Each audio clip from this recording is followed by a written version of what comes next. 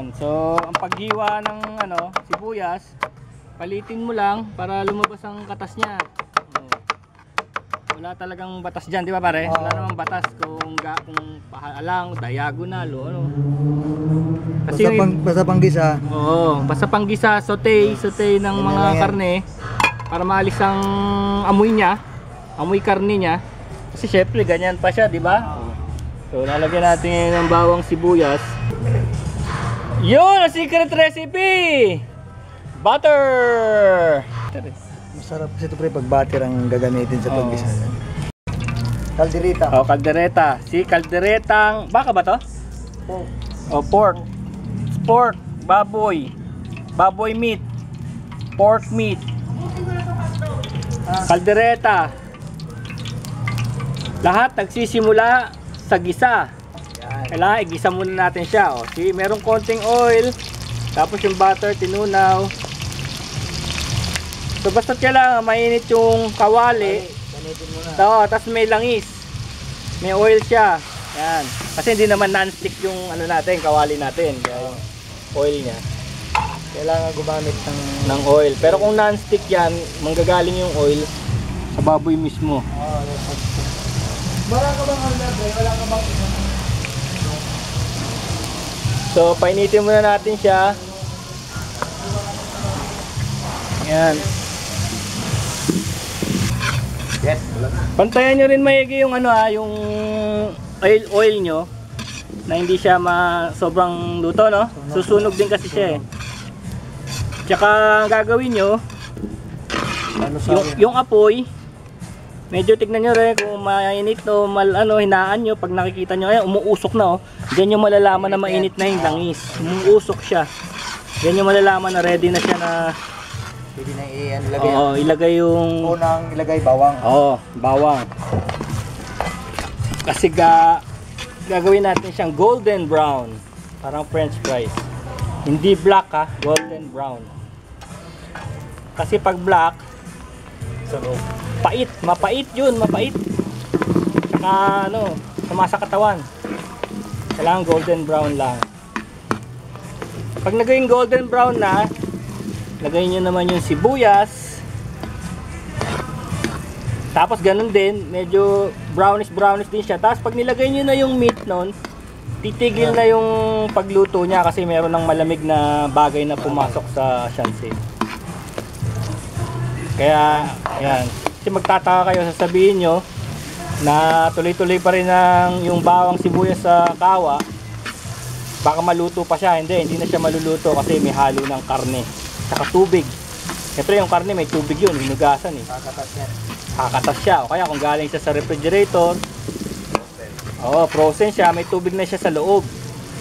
So anticipate nyo rin yung tubig na yun. Pero lahat nagsisimula sa ganyan. Tinatawag nilang base. Yan ang base mo. Ayan mabango na oh. Wala pang karne, mabango na. Ibig sabihin, pag mabango na yung simula mo, lahat ng ilalagay mo dyan, mabango din. Ganyan din ang magiging amoy ng karne niya. Kung baboy ba siya o manok o isda o fish, pork or beef. Ganyan na, yan ang basing. Pare, naghahalo ka na ba ng asin at paminta sa base mo? Hindi pa. Ito, nilalagyan ko ng asin tong yan ang style ni Master Dodong, yun. Dito niya na nilalagay yung asin niya. Ako kasi minsan nilalagay ko na doon.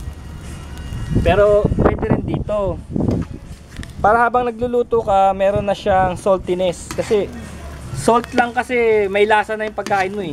Yan ang salt lang may lasa. Yung iba hindi nagagamit ng salt, yung iba patis, fish sauce ang ginagamit, maalat din kasi yun.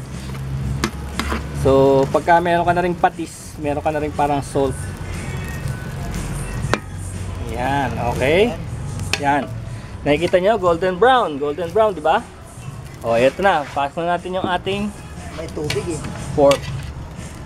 O, pag may tubig, matatagalan maluto eh, no? Kailangan dry up natin yan eh. Kailangan dry up natin yan. So, yan, o.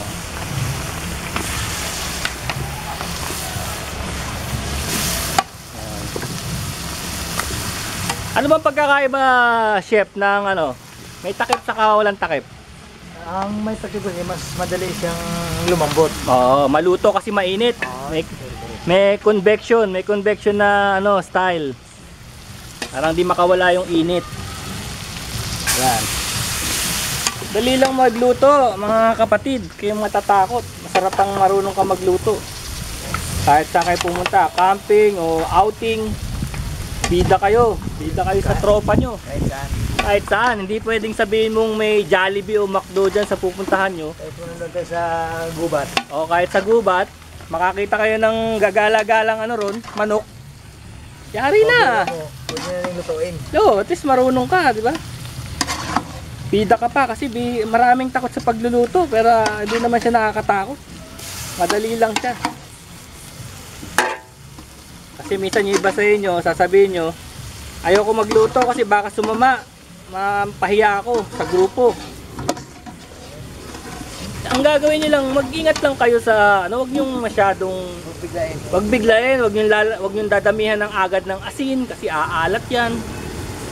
Wag nyo bibiglain ng suka kasi aasim yan. Kailangan dahan-dahan lang para ano, di bali ng medyo matabang, wag lang sobrang alat kasi mahirap tanggalin pag sobrang alat na. Hindi ikaw yan. Oo, hindi agad-agad. Ganun ako pag nagluto. Ayan. Dalawa, may Si Master Dodong kasi sanay siya sa dalawa. Ay, dalawang ano, shanse. Dalawa, isang sandok. Oo, isang shanse. Hindi dalawang asawa. Ah. Bawal 'yun. Bawal sa religion 'yan. Diba, Master? Bawal sa reliyon namin yan. O, nakikita nyo, habang tumatagal, nawawala yung tubig. Natutuyo siya. Kasi alam nyo kung bakit. Nag-evaporate. Nag-evaporate yung tubig sa init. Tubig lang ang nag-evaporate, hindi yung lasa. Ayan lagi nyo tatandaan. Pinahalo mo para hindi magdikit-dikit, di ba? Saka para ano kasi yung nasa ibabaw, di ba dapat mailalim? Ah, yun. Pero hindi naman nagagasgas yung balat niya. Hindi naman. Hindi yung nagwawatak-watak.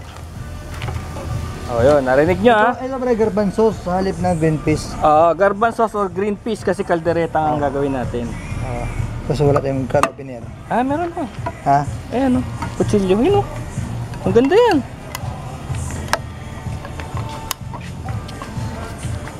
Naiwan yung carabiner. Ito isa pre. Try mo. Abidjan ako. Pag wala kayong can opener, Knife. pero be careful hindi para sa lahat to. Yung kamay nyo, yan ano yun yung kamay nyo.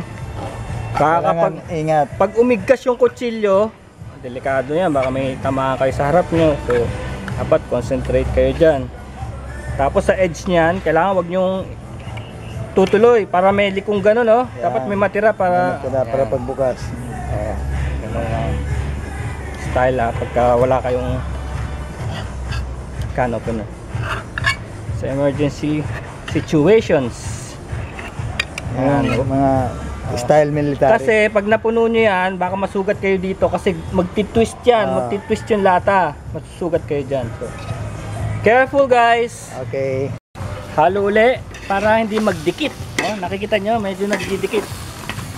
Tignan nyo napapansin nyo ba? May lumalabas na tubig. Galing yan sa karne. May tubig sa loob. Lumalabas yung tubig niya.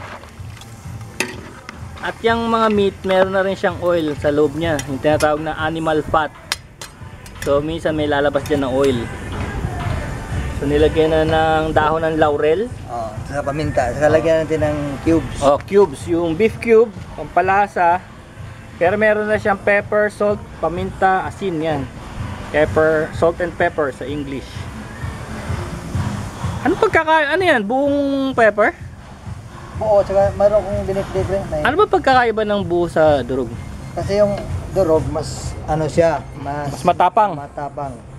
Yung malalaki? Yung buo, yun lang yung nag-ano doon, magbibigay siya ng bango. Bango. So ito yata yung peppercorn na tinatawag. Peppercorn. So meron tayong bilog na buo, meron din tayong mga durog. Yan, ang mukha niya. Combination. So halo na naman natin siya. Ang fire natin, ano hindi masyado malakas. Medium lang Pag nakakaramdam na kayo na parang malakas ang cooking niya, bawasan niyo yung fire. Huwag naman masyadong mahina kasi magtatagal kayo.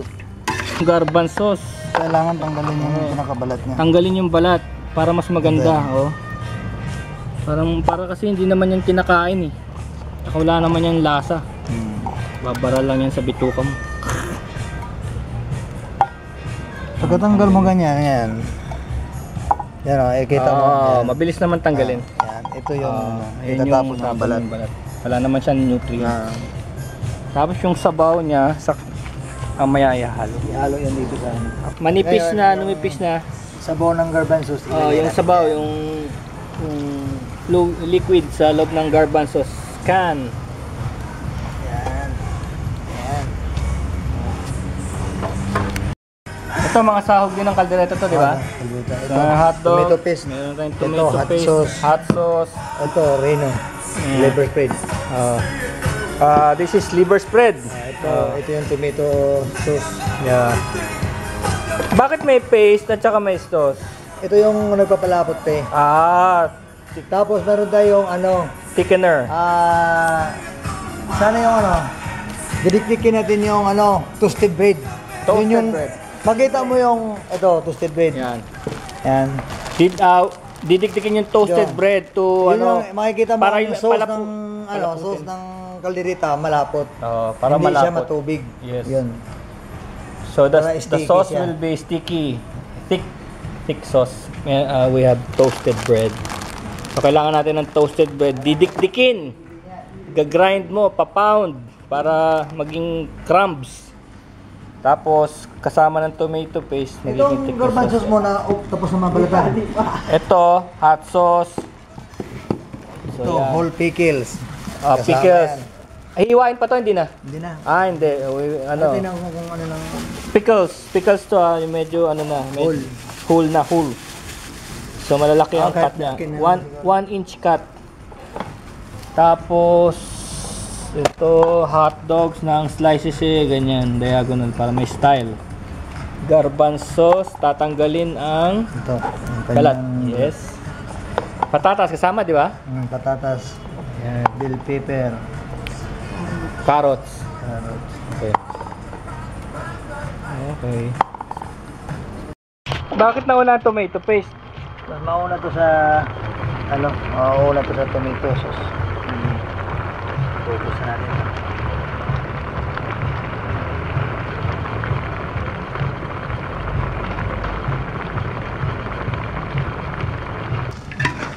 Basta importante yung mga ingredients na yan nandyan sa loob para malasahan nyo sa loob.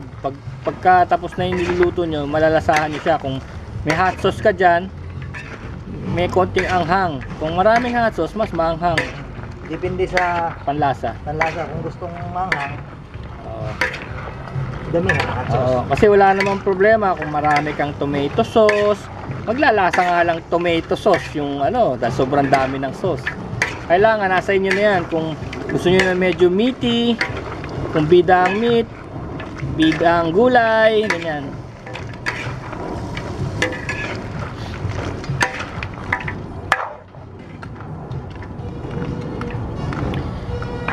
Diba, sabaw yan, kulang na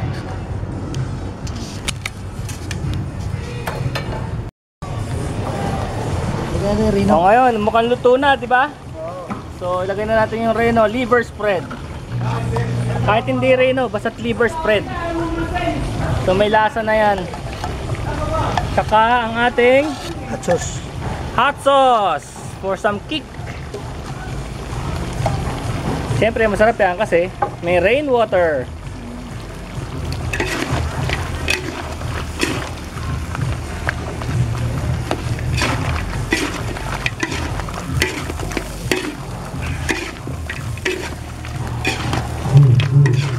Kalakalati lang.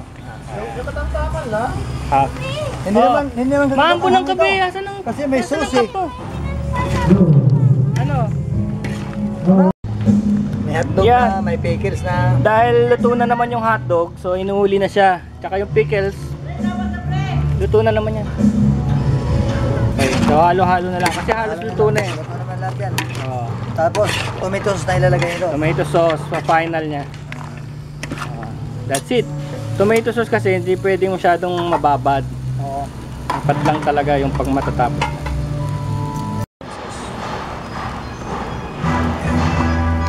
Yan, luto na rin kasi yan eh. Luto na to. Hindi na kailangan ibabad to. Okay. Tomato sauce, the final mix. Tapos, isunod yan yung ano na. Yung Patatas. patatas, carrots. Kasi kailangan tong tomato sauce umabsorb doon sa laman ng baboy. Ayun.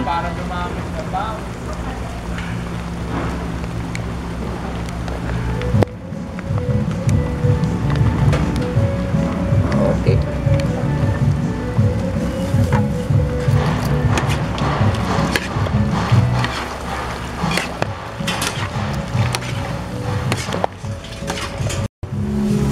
See how colorful. Hindi yan mapapanis. Distilled water yan. Colorful. Caldereta. Pinoy caldereta. Tapos, Calderetang baboy. gadgaran na ng riso to. Diyan na. Hindi dun sa pan. May ginagdila? Saan ginagadgad dyan o sa pan? Gadgaran to. Tapos yung sa pan. Para creamy, no? Yung topping. So, lalagyan natin ng cheese, keso sa huli. Pag naluto na yung mga gulay. Finale! Finale. Para malapot na malapot.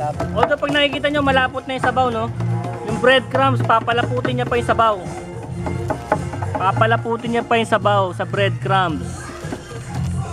Tsaka hahalo na yan dun sa sabaw. Hindi nyo na makikita yung actual bread.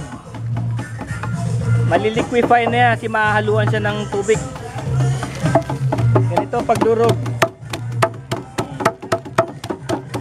Kailangan yung talim nakaharap talaga rin sa nagdudurog para may thrill.